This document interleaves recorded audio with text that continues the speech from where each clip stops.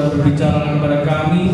Kami siap mendengarkan firman-Mu di dalam nama Yesus yang percaya katakan amin. Oke, silakan duduk Bapak Ibu sekalian. Terima kasih buat pelayan Tuhan yang sudah melayani.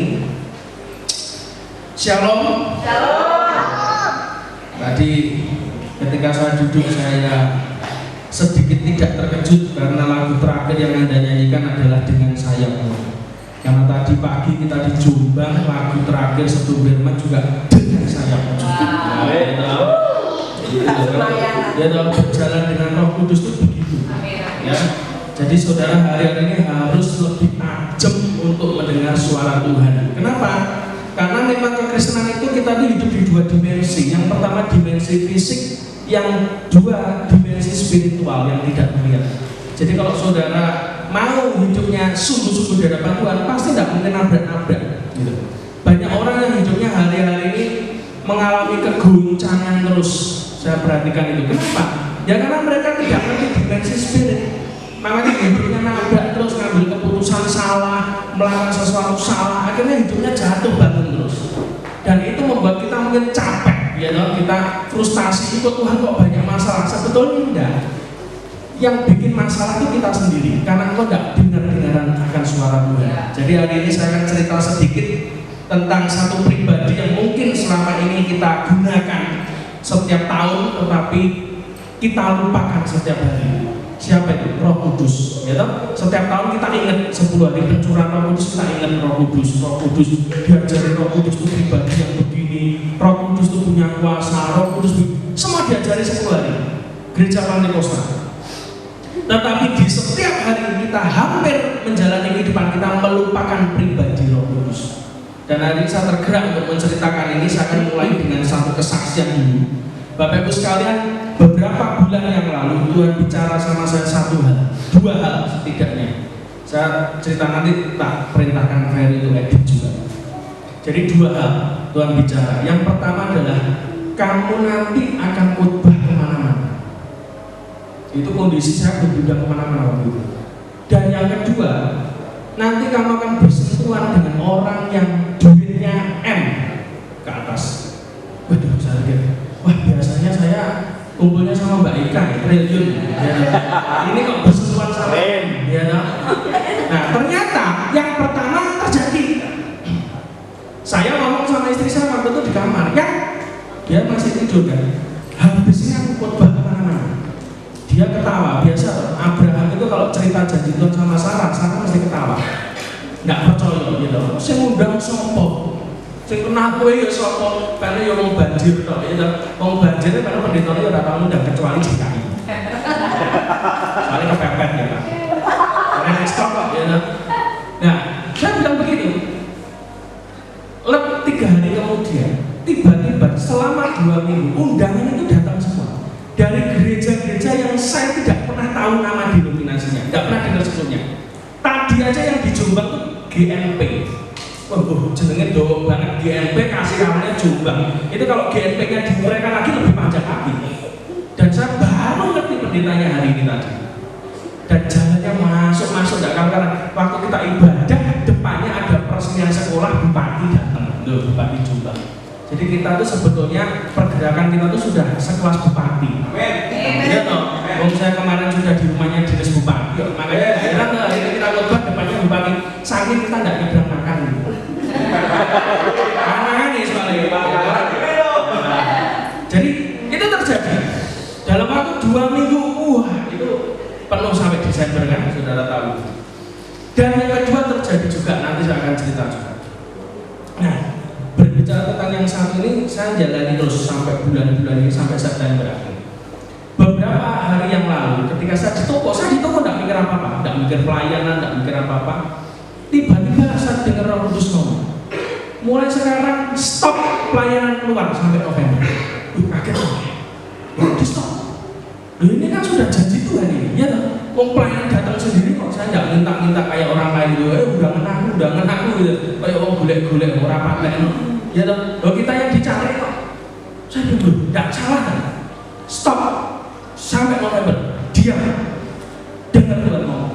Waduh, saya mikir, wah, masalahnya dari jadwal Oktober, September akhir akhir ke November, itu gereja yang kebanyakan saya tidak pernah kenal orang. Dan baru pertama kali mereka kebanyakan undang saya. Saya cuma mikir secara kedatangan gini, wah ini persepsinya gimana nanti mereka, betul nggak? Omongannya gimana? Ini berarti pembicara orang benar. Wes iya, dealnya sudah 3 bulan yang lalu, kok dibatalkan? Saya, karena saudara mungkin tahu saya orangnya yang tidak peduli orang lain, gitu. Tidak peduli omongan orang. Saudara ngomong di belakang saya, orang terus tidak ngurangi rekening saya, gitu. Wong saya juga tanya yang ikut saya. Saya kalau khotbah apa di EPK? Orang enek yang sego, rumpuk, ya dah, mulai, gak ada amplop-amplopan, kita bukan pendeta amplop, sorry ya. Jadi akhirnya saudara saya tuh dengan berat hati terus terang, saya menghubungi pendetanya satu-satu. Saya WA, saya ngomong apa adanya. Saya disuruh Tuhan berhenti sampai November diam, nggak boleh keluar kota. Saya WA, ya beberapa yang banyak bertanya, akhirnya saya referensikan beberapa orang yang masuk Pak Lukas, nggak masuk data, ada yang telepon nggak? HP ku rusak. Alah, saya ngajak masih kaku.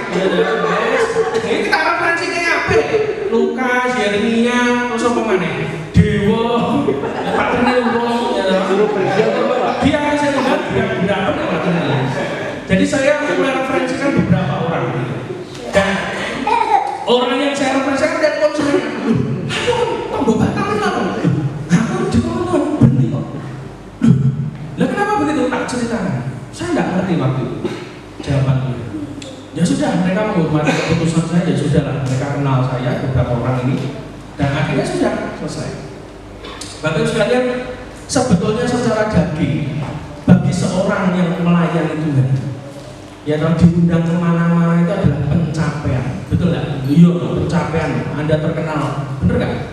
Nah, Anda terkenal. Wong di kota-kota yang nggak pernah Anda duduknya ada di situ, itu orang pasti cari. Jajal Pak Lukas diundang yang dibilang seneng pasti. Nggak mungkin nggak, sudah. Wes itu sih kita fair-fairan aja. Hitungannya kayak misalnya warung laris itu seneng kok. Nah ini mas foto dong, anggap pelayananmu warung itu lagi.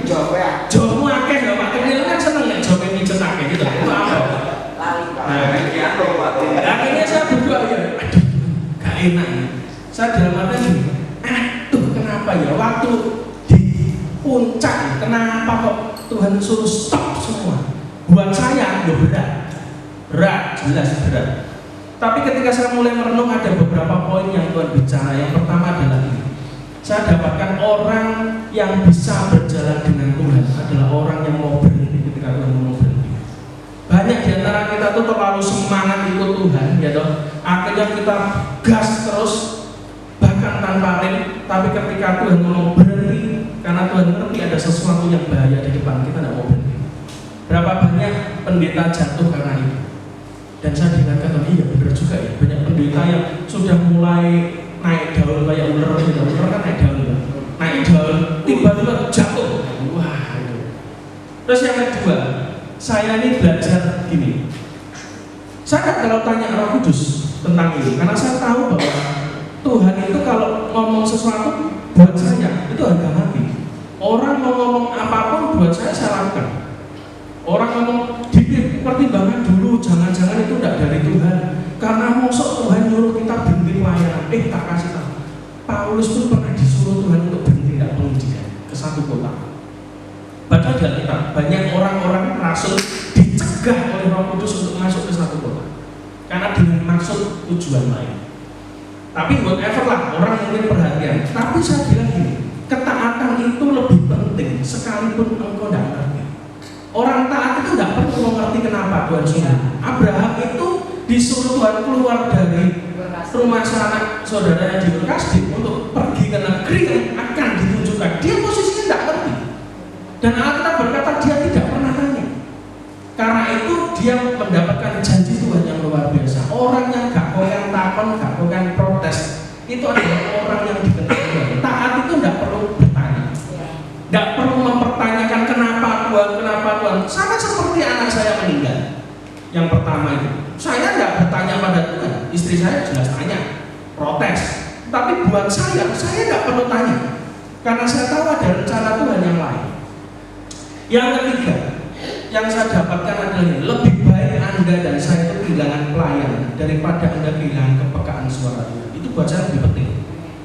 Karena apa? Berjalan dengan Roh Kudus ketika saudara tidak taat kepada apa yang dikatakan, mesti berikutnya saudara akan bisa dengar suaranya lagi.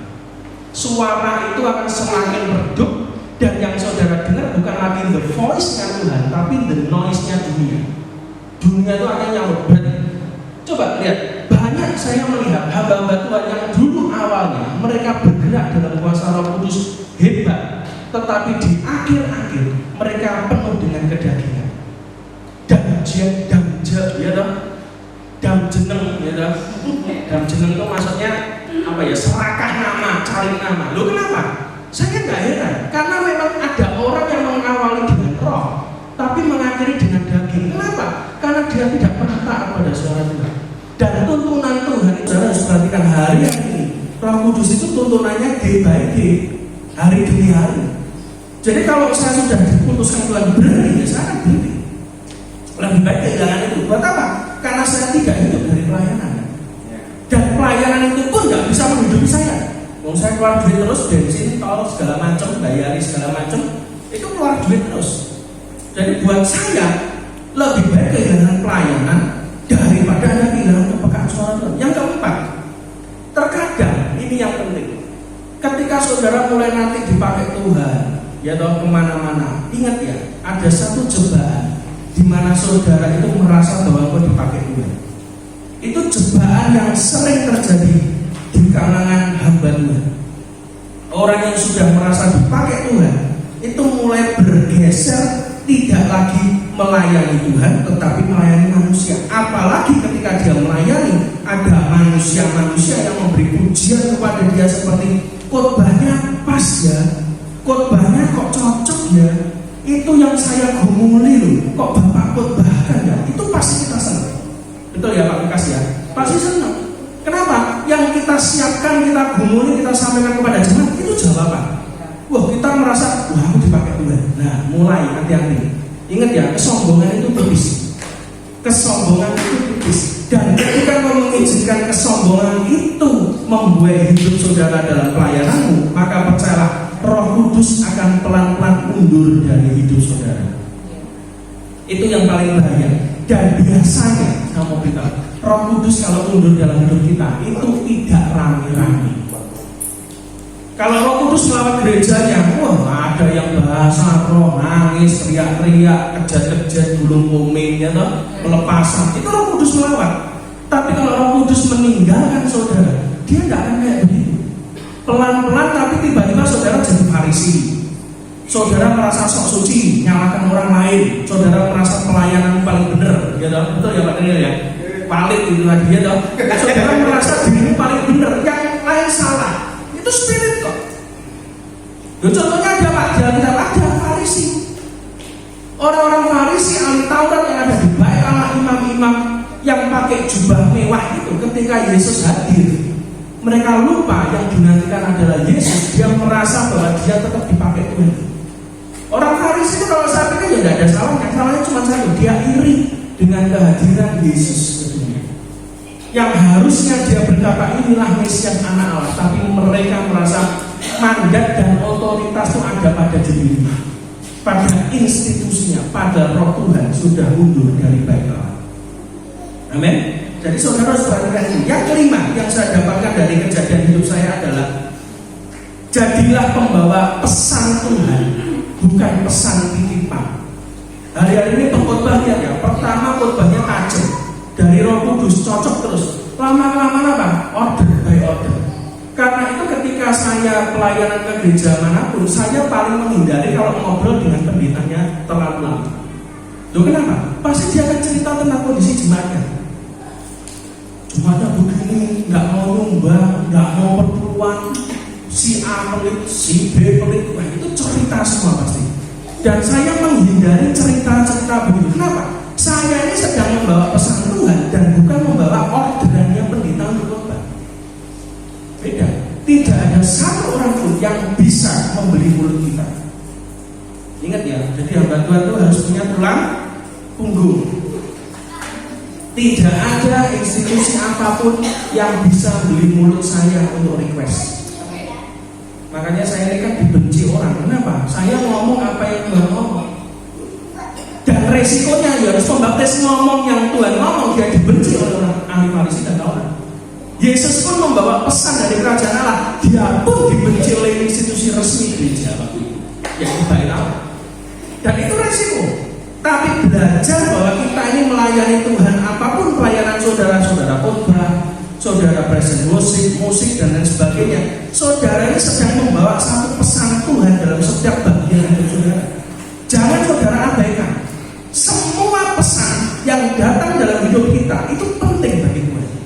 Itu seperti pasal gitu. Makanya saya ini kan banyak kumpul dengan para nabi. Suatu ketika waktu saya kehilangan 1,5 M itu, lalu suatu ketika ada orang yang, ya saya ngomong hampir 100% dia nolong saya, karena dia mengenalkan saya ke pengacara-pengacara di Surabaya hebat itu, ya toh, termasuk pengacaranya Pak Arifin, ya toh, hebat toh.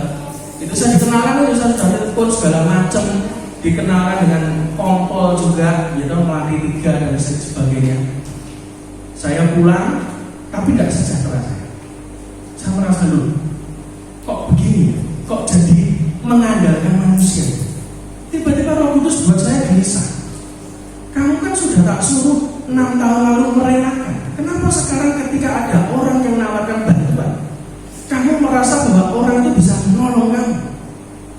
Berarti kamu sudah beralih kepada manusia. Kaget saya. Itu tipis loh saudara. Yang nolong saya pendeta kok. Ayo, kalau saudara secara logika, yang nolong pendeta kok, bukan orang lain kok. Ya dong.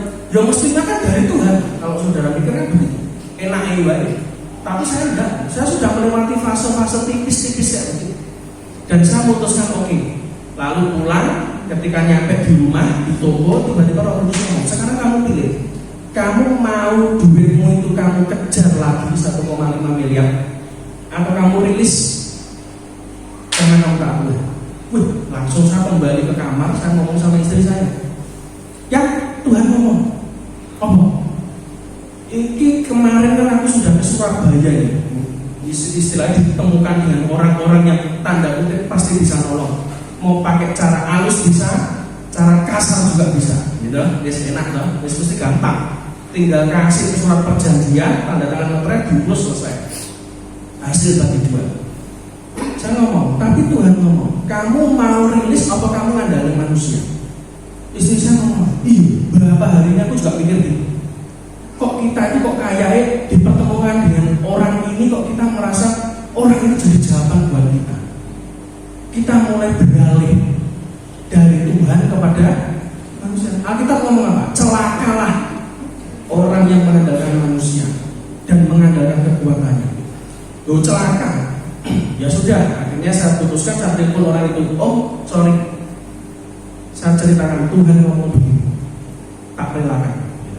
Bener ini, dia bilang ini eman-eman tuh, ini sebetulnya bisa loh, kalau diurus cepat ini. Ini sudah siap semua. Enggak, biarkan. Kalau dia mau kembalikan duitnya terserah, ya toh. Kalau enggak, ya memang mesti kehilangan itu bagi itu biaya hidup, biaya sekolah gitu istilahnya. Pelajaran hidup itu kadang kau harus kehilangan supaya kamu ngerti mana yang benar dalam hidup. Jadi tidak harus semuanya harus kembali, tidak.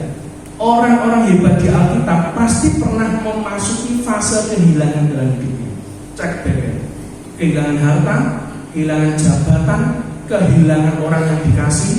Tapi ketika mereka merilis kehilangan itu, merelakan, dia jadi hebat. Akhirnya betul, lego saya enggak, sudah kayaknya Tuhan sudah tidak senang ini. Lalu ketika saya perjalanan ke Surabaya, kalau tidak salah lewat tol waktu itu sama teman-teman juga, tiba-tiba ada seorang nabi itu telepon saya. Waktu saya akan mati, ini berarti tak pikir miskol ini ada kok dengaran orang ini. Biasanya sangat jarang orang ini ngobel saya. Lalu saya telepon lagi, saya bilang, nanti ada apa? Tiba-tiba dia tanya, duitmu gimana? Akhirnya saya, kok tiba-tiba ngomong duit? Duitmu yang 1,5 M itu gimana? Saya cerita tuh, Tuhan ngomong untuk rilis kamu. Iya, tante ini disuruh Tuhan ngomong sama kamu. Kamu harus ngerilis duitmu itu. Ojo mbok gandoli, nanti Tuhan ganti yang lebih besar. Waduh, saya logo. Tuh coba, Kalau andai kata hari itu saya tidak memutuskan yang benar, tidak mungkin nabinya disuruh telepon saya langsung untuk mengkonfirmasi bahwa benar keputusan. Loh, kadang hidup saya itu ya kayak begitu Pak. Jadi aneh-aneh gitu ngalami. Jadi orang ngomong saya aneh ya memang aneh. Loh, saya dipertemukan dengan orang hebat-hebat aneh. Pada umumnya percuma. Nanti saudara jadi middle class ke bawah terus rohani. Buat apa? Iya teman Lukas. Mending gue ketemu ngomong aneh sisa dianggap aneh, malah berkatmu lebih aneh. Betul ya? Dan saya belajar itu ternyata Roh Kudus itu satu pribadi yang harus saudara dengerin. Roh Kudus itu bukan alat loh. Roh Kudus itu bukan alat supaya kamu bisa musir setan, kamu bahasa roh kenceng-kenceng gitu. Enggak. Roh Kudus itu adalah pribadi Allah sendiri yang memiliki beberapa ciri kalau nanti saudara baca di Alkitab. Yang pertama, dia adalah pribadi yang lembut. Jadi kalau orang di dalamnya ada Roh Kudus, mesti dia hatinya nggak keras, lembut, mau dididik sama Tuhan. Jadi saya tinggal perhatikan aja, orang ini ada Roh Kudus di dalamnya atau tidak, gampang. Diomongin kena, gak diomongin nggak apa-apa. Tuh gampang kok. Lo kenapa? Setiap orang kan punya prosesnya sendiri-sendiri. Betul nggak? Dikandani kena, ya kan dibomane. Saya bolak-balik begitu kok. Saya jamin kok ada orang yang jatuh, ya loh, tak ngomongin orang kena. Tahun depan datang punya masalah yang berbeda, tapi jenisnya sama. Gak kena dikandani. Jadi orang yang punya Roh Kudus, maksudnya dia mudah dibentuk. Dia gampang sensitif dengan hadirat Tuhan. Pertanyaannya hari ini, ketika saudara tadi menyembah Tuhan, saudara hatimu sensitif gak dengan kehadiran Tuhan? Apakah saudara pikir cuma Allah ini tok yang wes gak apa-apa? Tapi buat saya itu penting. Orang yang hatinya lembut karena ada Roh Kudus di dalam hidupnya, karena Roh itu adalah Roh lembut, maka dia itu pasti sensitif Tuhan hadir atau tidak. Orang yang punya sensitivitas rohani adalah orang yang siap dipakai oleh Tuhan. Tuhan itu akan pakai orang yang dia sudah siap, gampang diproses, gampang dilembutkan oleh Tuhan. Dan yang kedua, pribadi Roh Kudus itu apa? Dia menghibur. Jadi saudara tidak perlu cari pengakuan dari orang lain tentang keberadaan dan pelayanan saudara. Kenapa? Karena saudaranya punya Roh Kudus di dalam kamu. Makanya sampai hari ini saya ngomong dengan orang-orang yang tetap ikut saya di Banjir Rezeki. Jangan cari pengakuan orang, percuma.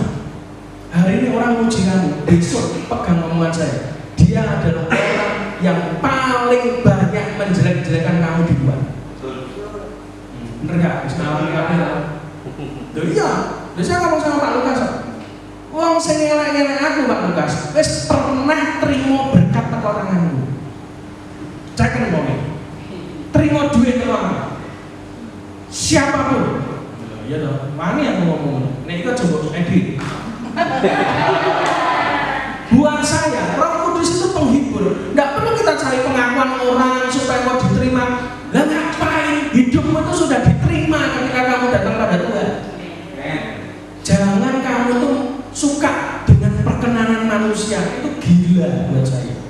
Orang itu harus berlomba cari perkenanan Tuhan, bukan perkenanan manusia atau perkenanan organisasi. Ngerti? Ya. Jadi saya pelajaran penting. Dulu waktu Banjir Rezeki pertama oke lah, karena saya nurut Tuhan. Izin sama ketua Bamak, karena dia otoritas, oke. Ya saya datang, saya sowan, saya lapor, gitu. Dia suruh bikin struktur, tak atur strukturnya karena bendara ini sopo Mbak Ika, sopo tak leboknya Pak Trinil Humas, pokoknya sih mau ngamur dulu ya toh, nyatanya juga gak pakai tadi sampai hari ini ya toh. Tapi buat saya, Roh Kudus ngomong, kamu gak nyalayan Tuhan secara spiritual. Beres lah. Setelah saya sowan ke situ, pelayanan kita lihat tahun kedua, saudara jadi saksi, nabi-nabi dikirim Tuhan selama 2 tahun. Nabi India, Amerika datang kabeh. Kita sendiri sampai bingung. Ini orang ini gelem tak PKN City. Ya mereka mau kok. Datang, enggak nginep, enggak tanya fasilitas, enggak tanya transport, enggak tanya macam-macam. Begitu ngerti cara mau datang. Itu perkenanan Tuhan. Karena saya enggak cari muka sama orang. Itu adalah cara saudara untuk mengembangkan pelayanan. Jangan pernah cari perkenanan manusia. Cari perkenanan Tuhan. Yang ketiga, pribadi Roh Kudus itu adalah satu-satunya pribadi yang ada dalam hidup saudara yang ngerti seleranya Tuhan. Jadi Bapak Ibu sekalian, saudara harus ngerti Tuhan itu punya selera. Pergerakan Roh Kudus, pergerakan Tuhan hari-hari ini kenapa banyak yang mandek? Karena kau nggak ngerti selera Tuhan, maunya Tuhan itu apa. Kadang kita ini kalau seperti saya misalnya, sudah ada dana, ya akhirnya kita tahu. Kenapa? Mentang-mentang punya dana kita bisa bikin acara tok yang kelihatannya rame. Padahal itu belum tentu dari Tuhan. Karena itu di tempat kami saya pastikan setiap event yang kita lakukan itu selalu saya pastikan ini dari Roh Kudus kan. Kalau enggak gampang, batal otomatis sudah itu aja. Loh, enggak apa-apa, itu pelajaran juga. Karena buat saya lebih baik kita melakukan kehendak Tuhan. Walaupun banyak tantangannya, daripada saudara berhasil melakukan kehendakmu, tapi itu bukan dari Tuhan. Orang gagal itu adalah orang yang berhasil melakukan sesuatu tapi tidak disuruh Tuhan. Tapi orang yang berhasil yang sebenarnya adalah orang yang melakukan kehendak Tuhan sekalipun banyak tantangan. Itu yang penting. Terus yang keempat, Roh Kudus itu adalah satu pribadi yang dia selalu berbicara dan memberitahu kepada kita. Jadi saudara bedakan antara karunia nubuatan dengan mendengar suara Tuhan. Mendengar suara Tuhan itu bukan karunia. Setiap orang itu bisa mendengar suara Tuhan. Jadi tidak ada satu orang pun hamba Tuhan yang mengklaim bahwa dirinya tok yang dengar suara Tuhan. Tidak. Saya mengajarkan setiap kita itu dengar suara Tuhan dengan cara kita masing-masing. Oke? Jadi dengan cara saudara pribadi, saudara, karakter saudara, Tuhan bisa bicara. Dulu waktu saya masih kasar, Tuhan ngomongnya tidak pakai omongan. Ngomongnya lewat kejadian, peristiwa, saya baru ngerti, oh ini bahasanya Tuhan. Tapi ketika mulai diproses Tuhan, dilembutkan, ya toh, sombongnya dihilangi sidik-sidik, mulai Tuhan bicaranya lewat hati, terus nanti mulai alam imajinasi mulai dipakai Tuhan. Kalau saya lihat orang itu tiba-tiba muncul sesuatu, wah ini orangnya begini. Sampai kemarin, mungkin Pak Ferry ingat waktu kita ketemu tamu di Excelso, dia sama Pak Eko Marung, ya, saya ketemu dengan orang di Excelso, ngobrol. Tiba-tiba datang dua perempuan, ya, dua perempuan datang, duduk. Saya mau beritahu gini, orang kadang kalau kamu punya karunia Roh Kudus, engkau harus ngerti kapan kau harus ngomong, kapan kamu tidak ngomong. Tidak semua yang kamu lihat harus kamu omongkan ke orang. Kenapa? Karena pesan Tuhan itu akan masuk ketika ada momentumnya, kamu rilis pesan itu, cocok. Tapi ketika momentumnya tidak pas, kamu merasa gaya-gayaan supaya dilihat orang sakti, ya dong, tidak akan berguna. Momentumnya tidak pas. Dan ketika orang dua ini duduk, saya dengan tamu saya satu yang geraknya di bidang kayak apa, neon box itu di Surabaya, yang satu properti. Nah, dua orang ini datang, saya tidak ngerti kerjaannya apa. Ketika duduk ngobrol, saya dapat satu message Tuhan dari satu orang perempuan ini tentang apa? Dia dalam 1 bulan ini sedang mengalami proses Tuhan. Satu. Yang kedua, saya lihat wajahnya ketika saya lihat dia, tiba-tiba muncul kayak rumah-rumah gitu. Saya diam aja, saya cuma makan, gitu, ngobrol, santai-santai. Lalu pembicaraan kita mulai menjurus kepada suara Tuhan. Mereka tanya, kok bisa dengar suara Tuhan itu gimana cerita? Saya cerita. Lalu sampai akhirnya saya ngomong, tapi tidak semua yang saya dapat dari Tuhan saya rilis. Langsung saya ngomong sama perempuan, tak jadikan contoh, gitu. Kayak ini, perempuan ini, cewek ini. Saya tidak kenal namanya waktu itu. Saya tanya namanya, baru dia ngomong. Kayak dia ini, selama 1 bulan terakhir ini Tuhan lagi proses hidupnya. Kamu sampai nangis. Kaget dia. Dan 4 orang yang lain lihat saya kaget, melongo. Belah apa kok belah? Ya soalnya memang Yahweh, kata dia. Orang ini memang mengalami proses.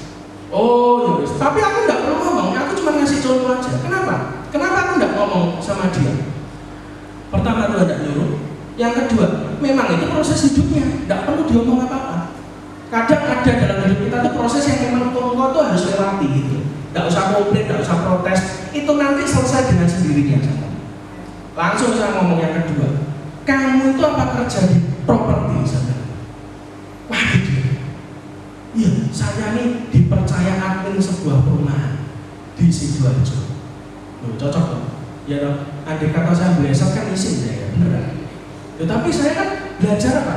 Setiap merilis nubuatan itu ada waktu, ada momen, ada istilahnya momentumnya Tuhan. Tidak ngawur.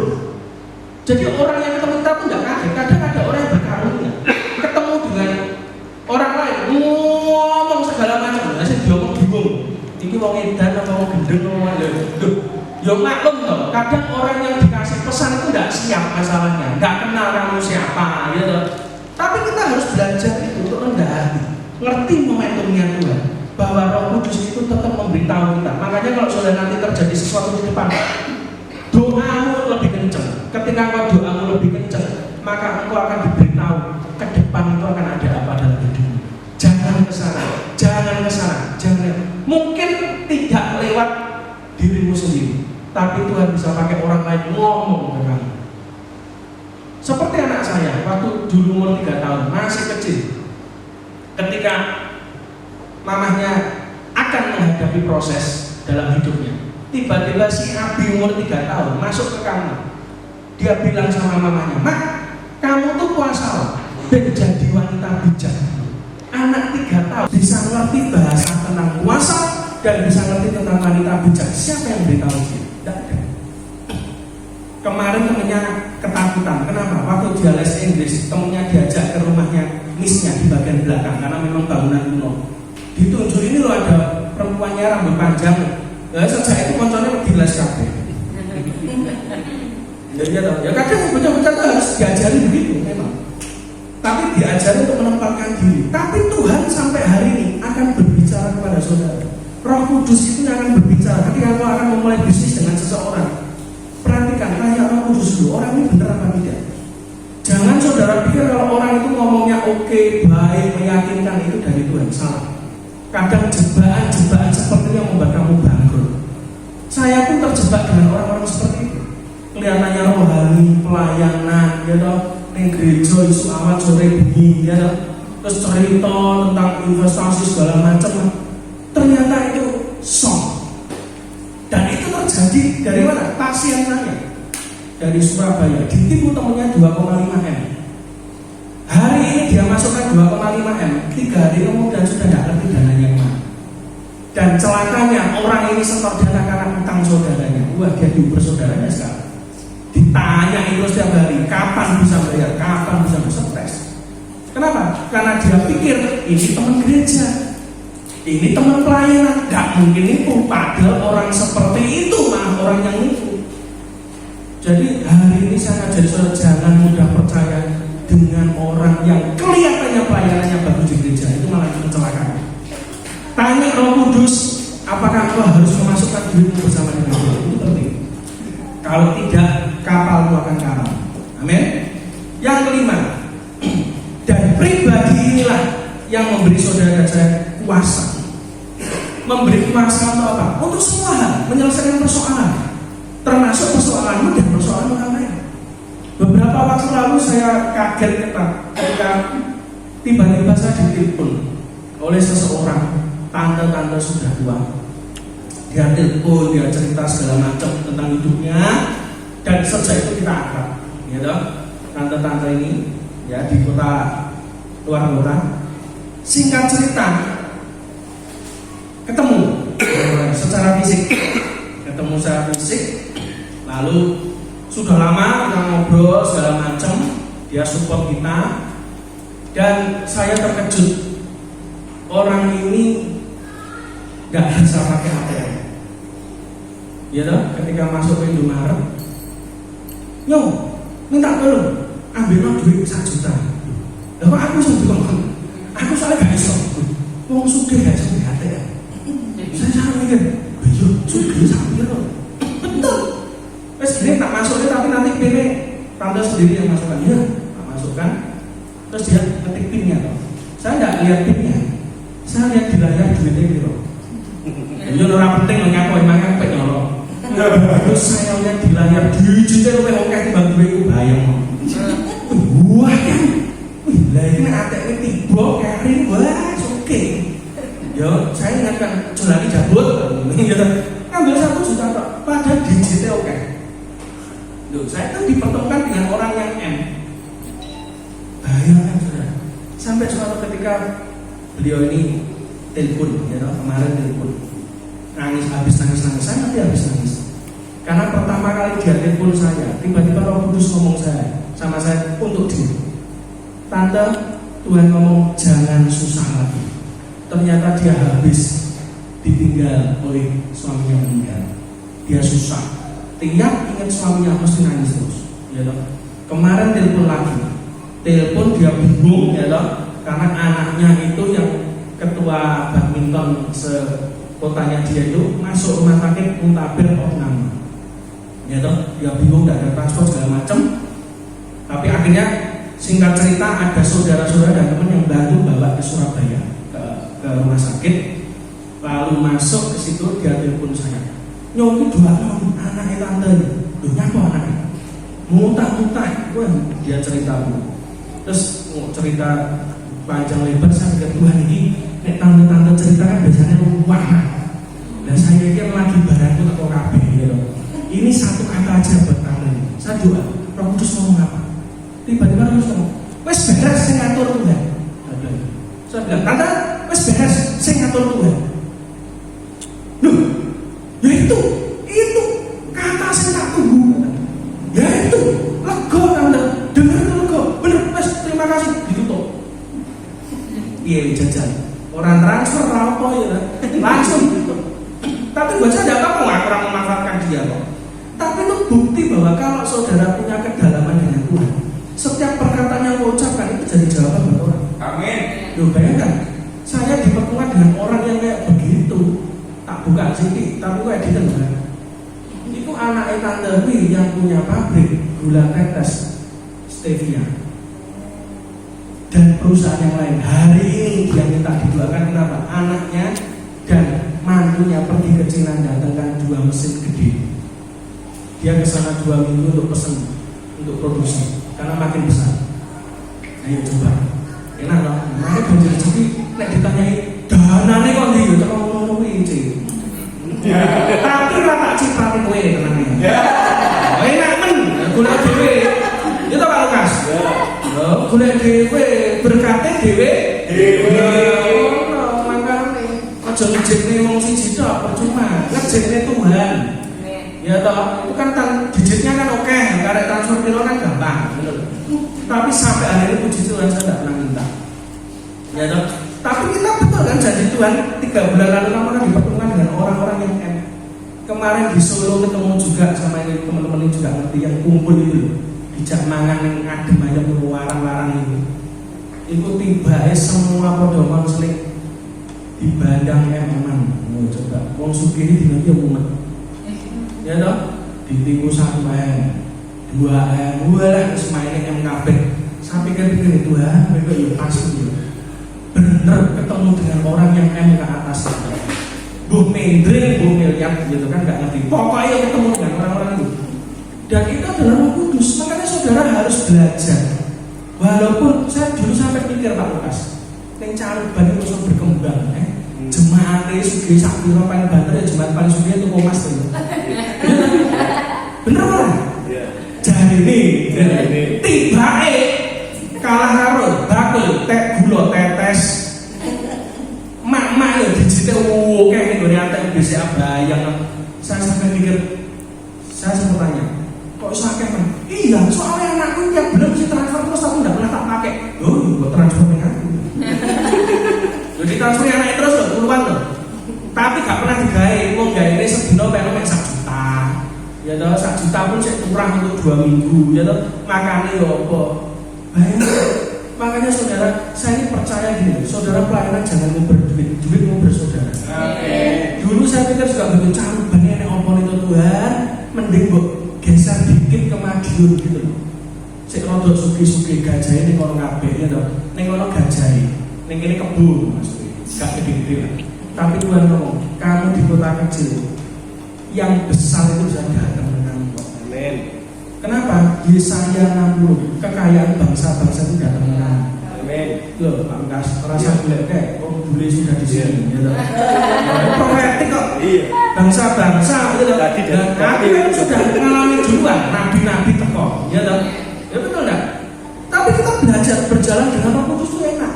Sudahlah, saudara nggak usah banyak komplain, nurut Tuhan, maunya Tuhan apa. Kita buka ayat terakhir, kita tutup Galatia 5 ayat 16 sampai 17. Alkitab berkata, maksudku ialah hiduplah oleh roh. Hiduplah oleh roh ini bahasa Inggrisnya lebih bagus, walking in the spirit. Jadi berjalan di dalam roh. Jadi bukan cuma hidup oleh roh, tapi berjalan dalam roh. Maka kamu tidak akan menuruti keinginan daging. Otomatis ketika kamu hidup dengan roh, maka kedaginganmu mati. Sebab keinginan daging berlawanan dengan keinginan roh, dan keinginan roh berlawanan dengan keinginan daging, karena keduanya bertentangan.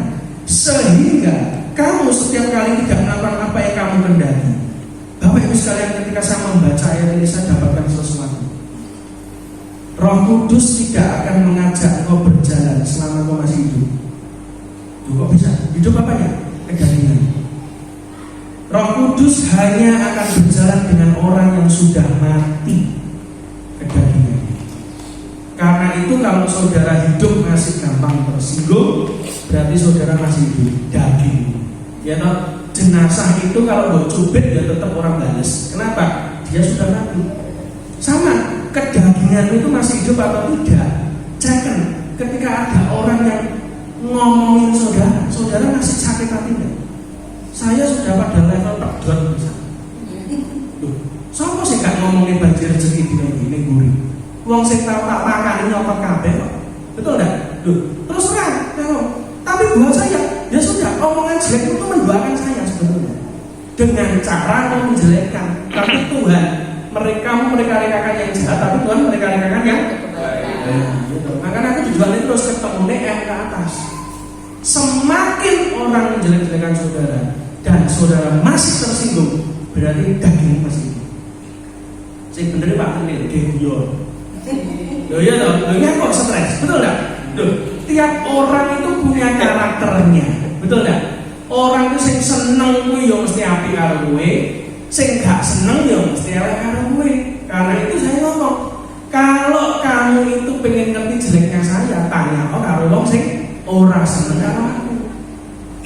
Kowe itu malah ditambahi sak bumbu berarti. Ya toh? Tapi kalau saudara mau tahu baiknya saya, tanya orang yang baik sama saya, pasti ditambahi sak bumbunya juga. Kenapa? Dia ngerti kebaikan dari Tuhan. Jadi kita belajar dari hari ini, kalau saudara ingin berjalan dengan Roh Kudus, syaratnya cuma satu, matikan daging. Ketika kau matikan dagingmu, engkau tunduk kesenanganmu itu engkau relakan kepada Tuhan. Tuhan, aku lebih pilih Tuhan daripada pelayanan yang banyak kelihatannya wah, hapus semua. Dan ketika melakukan itu tiba-tiba berkat itu, kita nggak pernah tahu Tuhan membuka pintu apa dalam hidup kita. Tapi kalau saudara taat sama Tuhan, matikan kedagingan. Jangan mudah marah, jangan mudah tersinggung, jangan mudah terprovokasi, ya. Jangan mudah saudara membalas kejahatan dengan kejahatan. Percuma orang jahatnya jadi dua. Betul nggak? Kamu orang baik, ada orang jahatin kamu balas jahat, berarti orang jahatnya jadi berapa? Dua. Tetaplah jadi orang baik bersama dengan Roh Kudus. Kenapa? Tak kasih tahu ya. Orang yang menjelek-jelekan saudara tidak pernah bisa mengurangi rekening saudara. Bener nggak? Saya kan ekonomi Pak Tenil. Ya dong. Sampai akhirnya dia mengikuti perjalanan 10 tahun. 10 tahun. Engkau banjir ngerti kabeh kok dhewe kon jero nek. Lho jeroanku ngerti kabeh. Tapi dia mengikuti perjalanan saya gak duwe apa sampai duwe apa. Kenapa? Mergo dinyeki wong terus. Makanya saya ngomong sama dia, aku seneng lho nek akeh wong nyeki, Pak. Kenapa? Akeh wong mendoakan. Orang yang jelekan kita tuh malah mendoakan kita terus. Trimonen malah enak gitu. Ilmu kejawen kan ngono tidak gitu. Ilmu titen gitu. Titen ono gitu. Ora mesti nek ngomong elek mesti nanti Tuhan akan angkat. Yang penting saudara tetap pastikan hidup saudara jalan dengan Roh Kudus. Saudara berjalan dengan Tuhan, bisnis itu semua diberkati Tuhan. Tidak ada bangkrut, tidak ada yang jatuh, ya toh, semuanya selamat. Ada masalah iya, tapi Alkitab berkata kemalahan orang benar itu banyak, tapi Tuhan meluputkannya dari semuanya. Mari kita tutup Alkitab kita berdoa.